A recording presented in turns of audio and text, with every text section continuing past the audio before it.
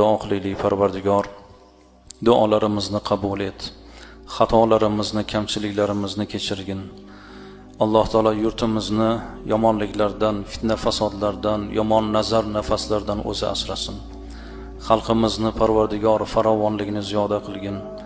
Musulmon yurtlarda ba'zi joylarda bo'layotgan to'qnashuvlar, ziddiyatlar, nizolar bo'lib turibdi. Alloh taolo o'sha yerlarga ham tinchlikni bersin. Musulmonlarga ofiyatni bersin. Butun olam tinch bo'lsin. Hech bir go'dak otasidan, onasidan ajramasin.